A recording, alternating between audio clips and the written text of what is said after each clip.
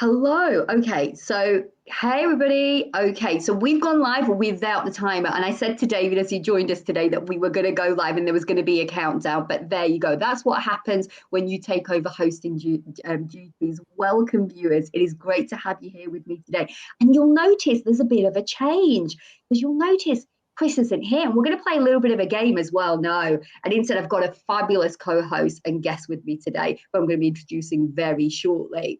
And so for those of you that don't know me, my name is Sabiha. I work as an international career professional where I support and serve my clients to help them stop struggling, landing international job opportunities so that they can start thriving in their careers. Now, today, we are going to be revealing 3 simple ways to feel empowered at work. And I'm joined by my co-host, David Morgan, who happens to be the CEO of the CDI, to discuss what can we do and how to feel valued as a career professional. And we're going to be revealing 3 really simple ways you can do that by helping you feel more empowered at work. Now, David, why are we going to be talking about this subject and why is this such an important topic to be talking about today? Hi, Sabiha. Yeah, lovely to be here. I know I'm no Chris Webb, but I'll do my best. I'm David Morgan. For those who don't know me, I'm the Chief Exec of CDI and working with Chris and Sabiha and love being on the show. And today we're talking about how to feel more valued.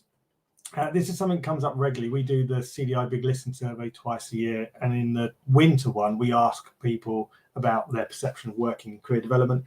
And both years we've done it so far, and we'll continue tracking going forward. People are incredibly proud of the work they do within career development, and rightly so, but really don't feel valued either individually for the work they do in some instances or as a profession. So this is the week before the UK Career Development Awards, our biggest opportunity to showcase and say well done to people who are doing fantastic work. So Chris and Sabiha said, well, why don't we have a conversation about, well, what can everybody do to feel more valued about the work they do? So hopefully you'll enjoy our 3 tips. Fantastic. Thank you for that, David. And for those of you that are our loyal viewers, welcome, welcome, welcome. We love having you here. And if you're watching the show for the first time, well, welcome to you too. It's great to always see new faces. Now, we love interaction, don't we, David? So today, we want you to use those comment boxes down below and join into the conversation. Perhaps you've got ideas around what kind of things can be done, should be done, or perhaps maybe you're doing them right now that help you feel valued as a career professional. So let us know, join in that conversation. Also as well, if you haven't already hit that like and subscribe button, make sure that you do, because we always like to know and engage with our viewers to know what kind of content is beneficial and how we can serve you better. And it also just makes Chris and our job so much more pleasurable to know that the content that we're creating is helping you. Now, I want to put out there, Chris is currently obviously not here in the studio with David and I, but he is somewhere, and perhaps maybe you are with him right now. So we're going to play a game. Did any of you ever play that or read those books, Where's Wally? Well, today we're going to play Where is Chris? So I'm going to be dropping major hints throughout the show. So for those of you who are going to be using your active listening, pick up on those tips, or perhaps maybe you're with him right now, he's sat next to you. In that case, drop it in the comments, whether you're watching live right now with us, or perhaps you're watching on the replay. Please do engage with us. We love hearing from you. And if you haven't already joined the Facebook community, hang on a second, I'm just going to show you details of how you can join that. Head on over there. You do need to be a member of the CDI, and here is where you can go to find out more information about becoming a member. And apparently this catchphrase has now caught on because I say it so often, which is that it costs less than a price of a fancy Starbucks frappuccino, cappuccino, non-fat latte with almond syrup to actually become a member and gain so much value and so much benefit from the membership. So please do check that out. Now, we talk about, at this part in the show, what have we got coming up? So as David said, we're going to be exploring how can you feel valued and what are some of the 3 simple ways that you can feel valued. Then we're going to be celebrating. We're going to be heading into our segment around careers cheers. And I've got some great, fantastic stories for us today. And if you've got anybody, perhaps maybe yourself, you're doing some amazing work, or maybe you've got colleagues within your organization or with another organization that you worked with, We love hearing from you. So again, join in the conversation, use that chat box, let us know. And then we're going to dive deep in. We're going to really get our sort of kind of fingers dirty around the topic about how we can feel valued and what these tips are. And then as always, we'll wrap up the show with our latest news stories, both from the CDI as well as the wider careers development service. So that's what we've got coming up with you. Who's excited? Give me a cheer. And who's excited that I've got David with me in the studio today? And oh my God, David, I can see that the chat box is kind of blowing up at the moment. So do you want to pick out some of the comments that are coming through for us? Yeah, there's a lot of talk about Chris mainly. So that's right. I think a couple of people might know exactly where he is, but are being very kind, saying they won't share it just yet. Okay. One lovely one from someone saying one of the best ways of making someone feel valued is to say thank you, and thank you to both of us and to Chris. I think mainly to you and Chris for all you do on this show. Well, listen, thank you David, very much for that. You have very nice to see you. And yeah, we're gonna give the tips on personal, professional, and kind of policy ways of getting involved in showing value. Fantastic. And honestly, David, you are doing a great job. It's not an easy thing to do to step into Chris's shoes, and you are doing fabulous. Wouldn't you agree, viewers? Isn't David already a few minutes into the show and he's already smashing it? So the careers cheers for today. Who are we celebrating today? So there's a few stories that have come up that have been brought to my attention that I felt were well deserved. Now, as always, the first story that I want to sort of kind of give a careers cheers to is this one. Another plug for the careers impact hashtag. Please, viewers, you are amazing. You do fantastic work, and especially for those of you who are proactive and do a lot of sort of kind of posting online. Please share your inspirational stories of how you support clients as part of the CDI campaign using the hashtag. We've got careers impact, plus also there is the hashtag. I know it's a little bit long, but you only have to type it once. So much more than talking about jobs, because it really helps us spread the word, not only within our sector as career development professionals, but also in the wider community as well, for all of those clients that we serve, who we sort of want to empower and to make more informed career choices. Then my second careers cheers is to all the nominees, and we're going to be getting into this because little sneak preview. Tip 2 is going to be going into a little bit more detail about this. This is for all the nominees shortlisted for this year's UK Career Development Awards. And there are still tickets, David. Am I right? If somebody is getting excited now and they're like, oh my God, I haven't yet booked my ticket for Monday, there's still tickets available. Is that right? Sorry, the benefits of mute. Yeah, there were the last few tickets are available, so you've still got time to come to the awards and to the conference on Tuesday. So yeah. Fabulous, wonderful. So that is great to know. So if you are now, don't delay, head on over to the website and get those tickets booked for you. And then finally, hang on. And then finally, the third careers cheers goes out to all the colleagues presenting. All the colleagues presenting at the AgCast conference on the 20th and the 22nd. If you're there right now, and you've sneakily sneaked out to come and join in with the show, let us know. And all those speakers that are going to be presenting at the National Careers Leaders Conference that David just mentioned. And plus, I want to give another cheeky shout out to Lucy Slatter and Rob Slatter, who have come all the way from Australia to be at these conferences. So welcome. It's great to have some Aussies joining us today. So that's sort of kind of wrapping up for our careers cheers for today. Now, if you haven't already joined in the conversation, or perhaps you are interested in learning more about, make sure you hit that bell button and subscribe button on whatever platform that you are sort of watching us on, because that will make sure that you never miss any of our sort of kind of shows, but also updates as well.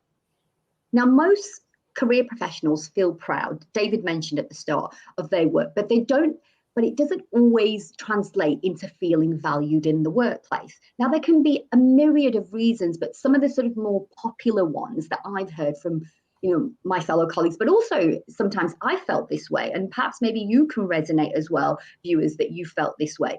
It could be that you're working independently, or you are the only career professional within your organization, or perhaps your department within your organization, even though there is many of you doing similar type of work isn't seen how you would like to be seen.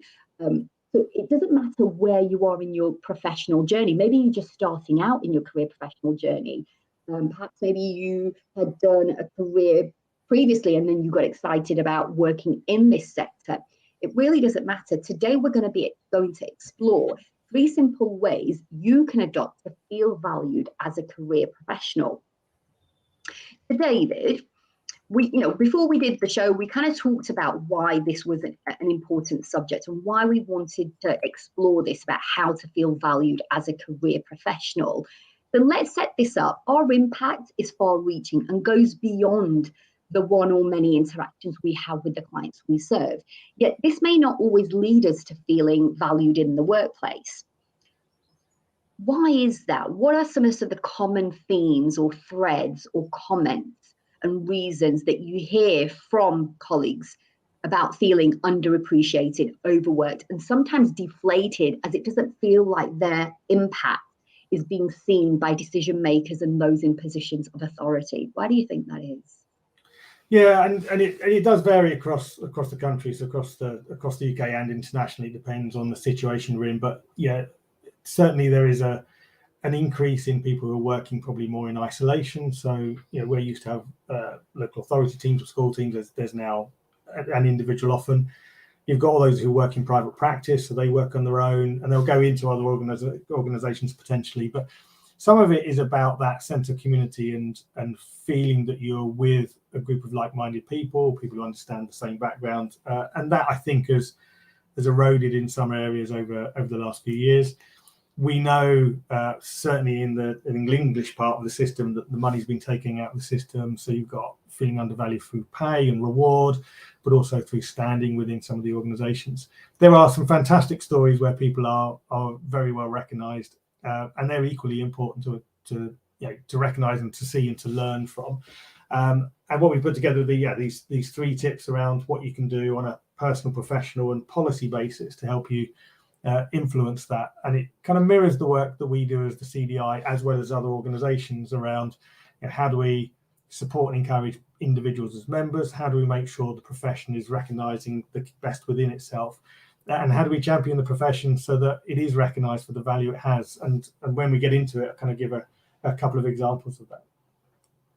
Well, shall we get into it then, David? Because I can see you're like raring to go, and I can see also as well in the audience, I could just see, I'm just going to bring in a couple of comments that we've had that have come through. Yes, I've got here someone, I can't wait to see so many people who I've only seen on screen and also seen old friends again. I've got somebody here that's saying, totally agree, Dave, with what you're saying and the reasons why, feeling valued, feeling appreciated, how that impacts us as career professionals as well, but how that impacts the way we serve our clients and also the wider community, as well as our own continuous professional development as well. I've got more people jumping in the chat saying, looking forward to the awards on Monday, especially to meeting friends and colleagues, old and new. If you're on the fence about it, jump off, book a ticket. It'll be great to see you there. Another Facebook user here saying, I have tickets for both. See you there. Although just remembered, I've not booked a hotel. So currently multitasking. I like that. I love the fact that our viewers can do 2 things at once. And then we've got also some people celebrating with us. Congratulations to the nominees and all those who entered and didn't quite through to the shortlist. It's just great to celebrate your work. And we're going to be diving into this, aren't we, David? I know this is something that's very close to your heart and you're very passionate about. And I'll just bring in one more final comment. Sorry, because there's so many comments that are coming through. We're trying to get through as many and recognize them. Yay, congratulations to all the nominees. Can't wait for the awards next week to properly geek out with other career folks. So we can definitely see that there are people there. So David, tip number 1, can you reveal to our viewers what tip number 1 is, but also as well why you picked it? Because I would imagine there's going to be some people that are going to be like, oh my God, yes, David, 100%, I agree with you. But then there might be others that might go, I don't know about this one. So yeah, talk us through tip number 1 and why you picked it. Yeah, so tip number 1 is around the personal aspect and sharing your personal success stories. And this is something that's been talked about for a while. We touched on it a little bit earlier. You've got the careers impact hashtag. You've got so much more than talking about jobs.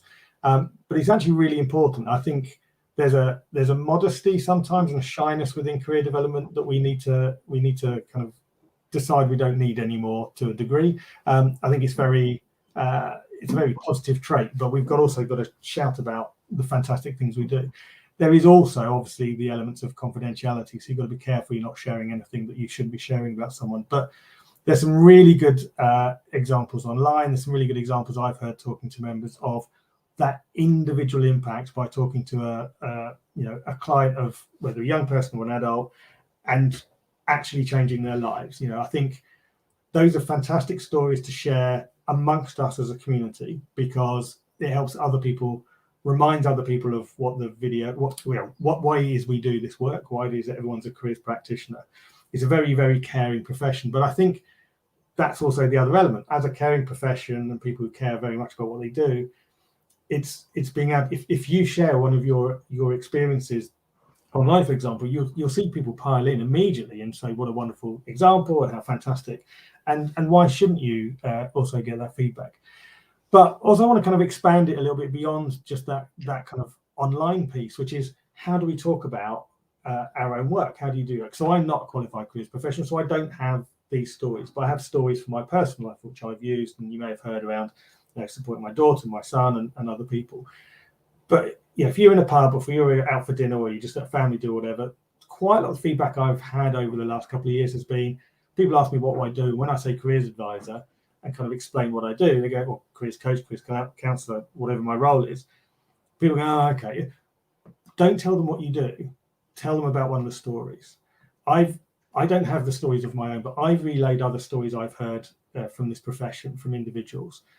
And I swear people are sitting there getting goosebumps. I had one person almost in tears telling them someone else's story that they told me about how they helped someone.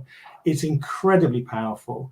It underpins everything we do. And it doesn't matter how much evidence we have to show the economic and social impact. If we don't have those stories, then we don't get to the heart of it. So yeah, storytelling, as someone's just put in the comments, storytelling is so powerful. So think about it, not just online, but also how do you describe your job?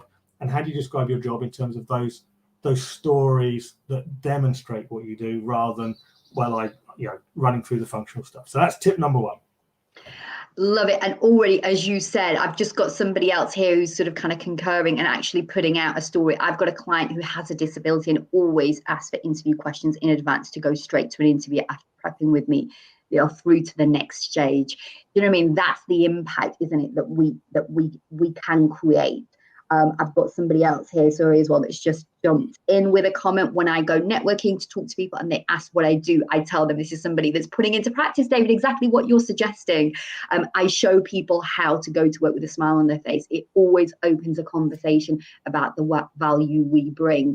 Yeah, so don't share the job title. Oh, I'm a careers fill in the blank, whatever that looks like. It's talk about how are you doing? What's that transformation? What's that journey that you're taking your clients on?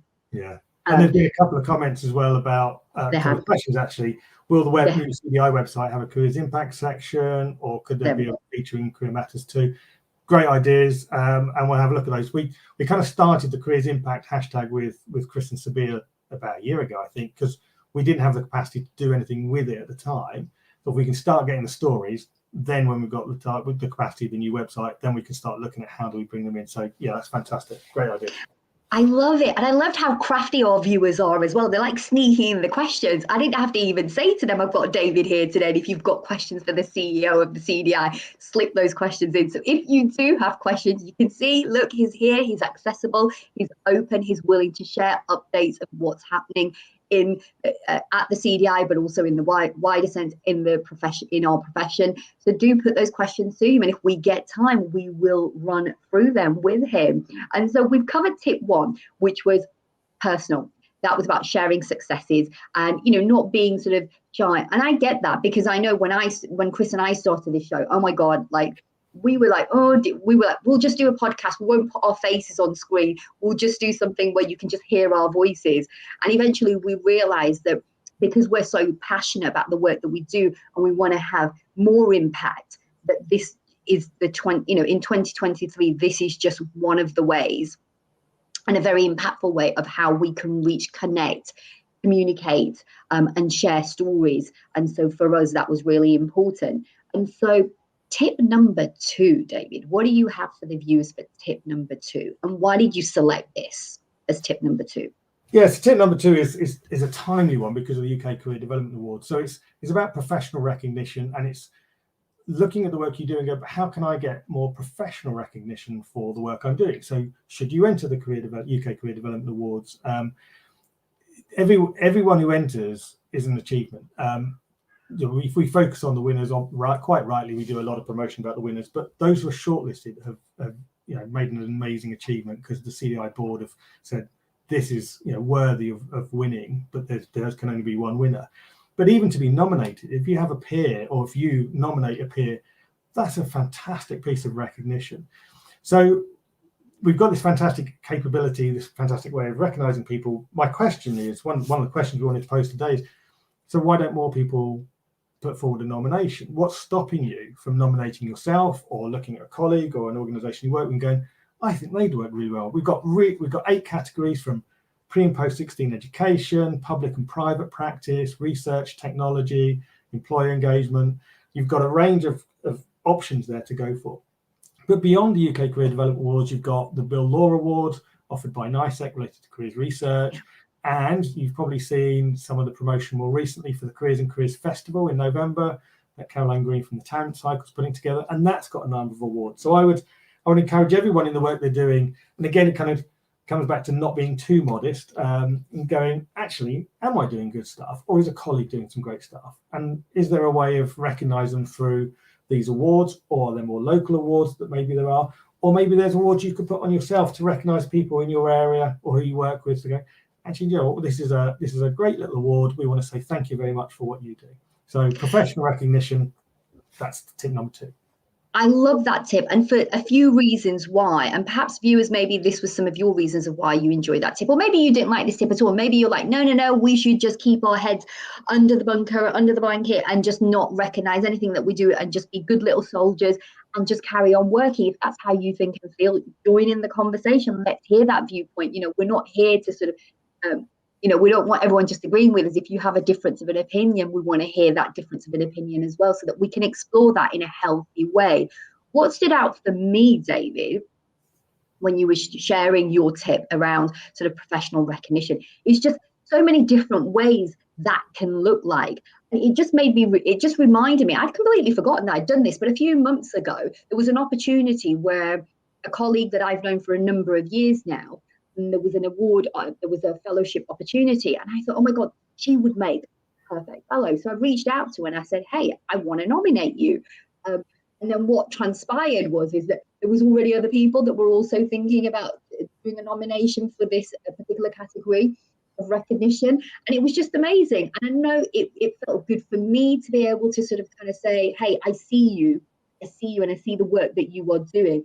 And I know she felt good about the fact that I was sort of saying to her, hey, I'm recognizing you, I'm acknowledging you, that you are a valued member of this profession and you do so much and you give so much back. And so that was I see that as a win-win. So I like that tip that you've incorporated in that. And I'm just heading into the chat to see what we've got coming in, because I know we've got a few comments.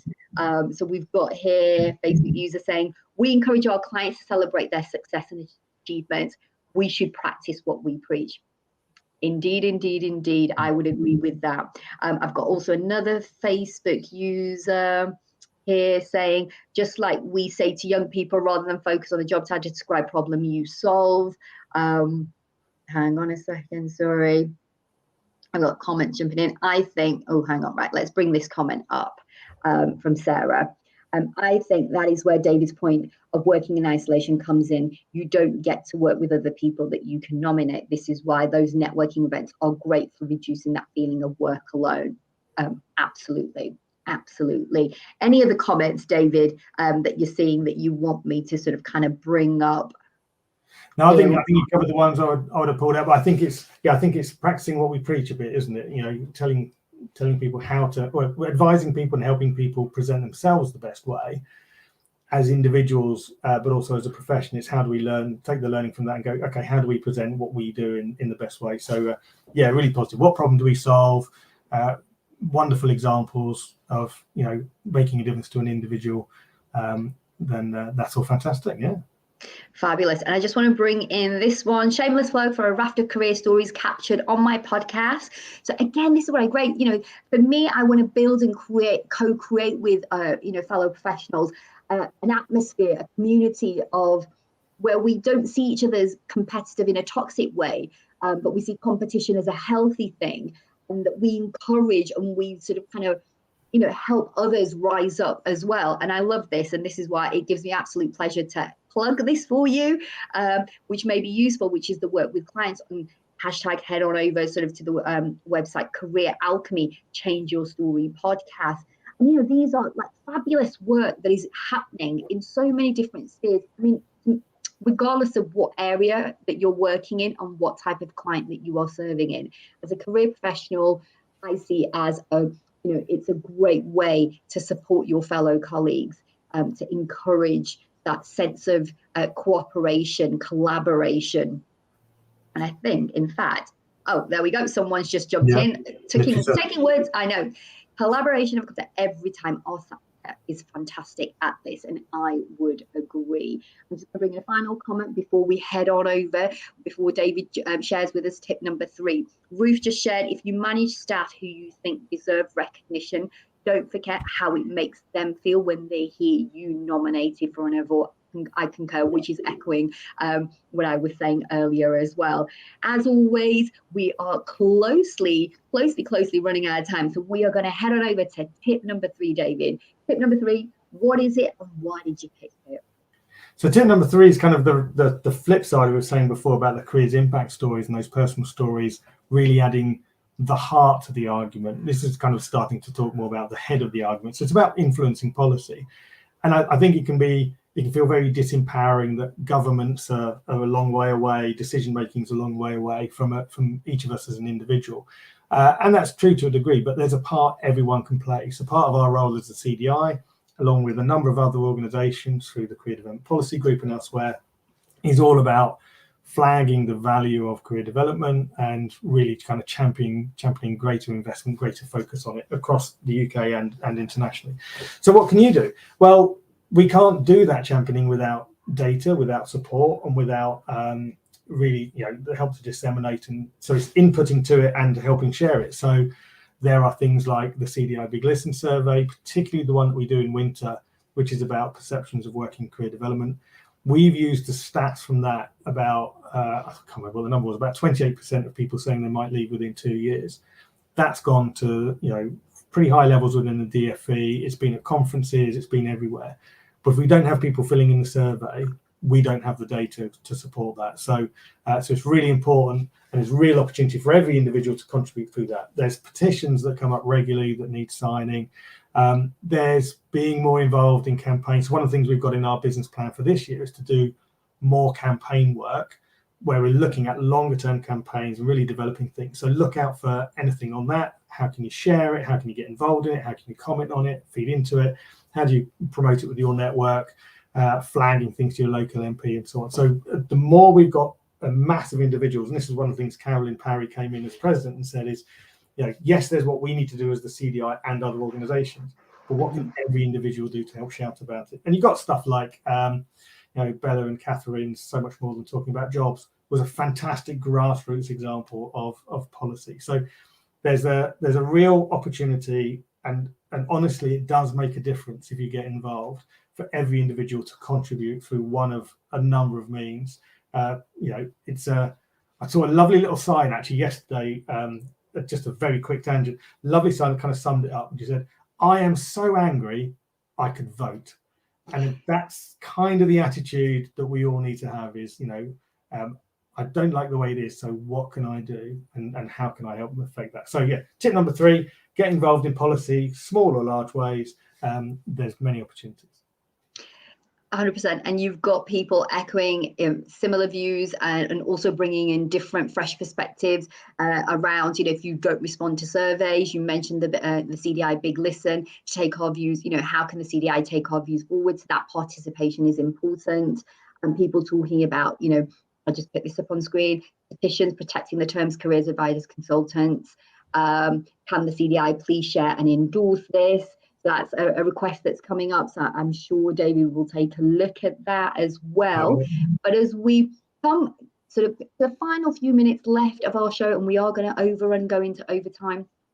David, summarize for me, sort of kind of 3 tips. We've given everybody 3 simple tips, 3 very different ways of how they can go about their day-to-day work to feel more included, feeling more valued, and translating that into, delivering transformative career development, sort of kind of services, products, etc. What are your final thoughts? So my final thoughts, kind of echoing what I said at the beginning, this is a profession that quite rightly deserves to feel proud of what it does, and it absolutely does. And everyone's passionate about the work that we do. So, taking these tips, and we'd love to hear your ideas on anything else you can do. Really, it's about helping you feel valued and helping others feel valued about the work they do, and so that we can be proud and valued, which is really key. I came into this job thinking my main job overall was to make sure our members felt proud, and I've changed that pretty quickly because they already do. It's about making our members feel valued by the CDI, valued by each other, and importantly, and a big part of our championing work is valued by employers and the broader society. So we're continuing to work on that. But it is something everyone can take part in. It is something you can make a difference to. And hopefully, you've taken away from today that there are some thoughts here. There's things I could do. Let's feel more empowered. How do we change this, and how do we make it different? Small actions all add up. One of the key things I say when I'm talking kind of in the policy space is, it's not just about the individual conversation. They are critically important. But we have millions of careers interactions every year, millions of career interactions. So we can influence leveling up policies and getting skills into the right areas and filling workforce gaps and developing the skills base for the net zero economy and so on. And that's the kind of thing we need to kind of be laddering up towards. So hopefully that's been useful, and hopefully you can walk away with some ideas, and maybe want to share some other tips of your own. Fantastic. There you have it, folks. That sort of kind of wraps up our discussion point for today of how you can feel valued in 3 simple ways that you can incorporate. So I hope that's got your sort of kind of brain buzzing, thinking about different ways, in simple ways of how you can incorporate that. So we're going to leave it there for now. But remember, just because the conversation has ended here right now, that doesn't mean that it ends in the comments and on the various different platforms that the CDI and the show is sort of streamed on. So please do continue the conversation. And as always, hit that like and subscribe button if you're enjoying the content that we are producing. And even if you're not enjoying the content, let us know why, so that we can improve it and find different ways. So all we've got time to do now is to do the final segment of the show, which is the news stories, the latest CDI news and the wider careers development professional. So David, 3 stories, and I was really strict with David before the show. I was like, no, you can, because he was like, no, I've got loads of stories. I was like, no, you're getting 3. So 3 stories, David, that you picked that you want to highlight that the CDI is currently promoting or working on or engaging on. Brilliant. Yeah, I'll try and keep them really quick. We've talked about the UK Career Development Awards a lot, and the National Career Leaders Conference next week. So they're fantastic work going on there. And still tickets to book if you want. We've just closed the CDI Big Listen survey, the summer one. We had some great responses, so thank you very much for people for that. Always we could do with more, but just to let you know, we'll be analysing that, and that'll be published in October's Career Matters and be posted on the website. And hopefully by that point it'll be a new website, so that'll be launching imminently. So really, really important. That's about the CDI and the services we offer and your perceptions of it. And then the winter one, look out for that, is about working with the perception of working within career development, which is open to everyone. A couple of other quick things, which are both policy related, kind of relating to that 3rd tip. We're co-convening a roundtable on personal career guidance in England with the Gatsby Foundation as part of their 10-year review. We've got a number of people who have already put their hands up to come along to that. Really grateful to them. We do have a few places still left. So if you're a careers advisor offering and providing personal career guidance to young people in England, please do drop me an email at david.morgan@thecdi.net. It is on the 20th of July and be in London, so you have to be able to do that. But if you want more information, just ping me a note. And it's your chance to input. What they're really keen on hearing is the real experience of personal guidance within schools and colleges. And then finally, 18th of July, we're at the Houses of Parliament as part of the Career Development Policy Group. We're running a session on the Career Guidance Guarantee. We've got members of Parliament come, House of Lords and advisors, employers and others coming along. It's invitation only because it's a very small group, but we'll be able to share a bit more about that. But again, it's a fantastic opportunity to raise a profile with really at the heart of UK government around the importance of career guidance all the way through life. That's me done, Sabiha. Thank you, David, for that. And it's so fascinating because the stories that you've picked really complement some of the stories that I picked for the sort of kind of wider sort of what's happening in the wider sector. The first story that I picked out, kind of complements. We've got Catherine Holler has just become, I say just become, at the beginning of this month on the 1st, became the Executive Director of Careers England. And so you might be wondering, Sabiha, why pick that news story? Well, I think when there is a change in leadership in organisations, particularly for those career professionals that are based in England, and this impacts you, it's always good to know who is sort of kind of taking a lead on and making key decisions for young people and adults. And Catherine takes over from Kieran Gordon to continue Career England's work with its career provider members, as well as working with the CDA and others as part of the Career Development Policy Group. So that was my news story number 1. The news story number 2, again, it was cheekily mentioned by David earlier on in the show, and that is that the Careers and the Careers Festival is taking place on the 14th of November. And I know for some of you might be like, oh my God, it's so far away. For more details and tickets, because before you know it, it will be here. You can head on over to Caroline Green, who's going to be coming on for our show in a few shows' time, talking about this and a few other things as well. So check out her LinkedIn post. And then finally, the final one, again, segueing into something that David has just been talking about, and that is that there are concerns over the post-16 qualifications. So around policy reform, the House of Commons Education Committee report on the future of post-16 qualifications recognises the need for simplified education routes for YP. And David has shared with you all ways of how you can get involved. And there's also a report that you can download as well.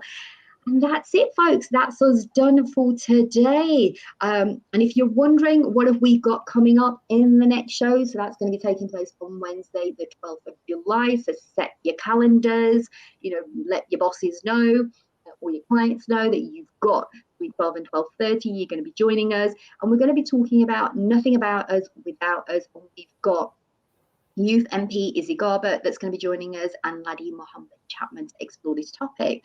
So thank you, David, for being a fabulous co-host. And for those of you that figured out where Chris was, well done you.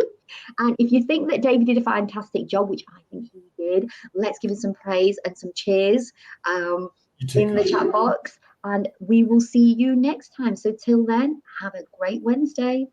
Bye-bye. Thank you. Bye.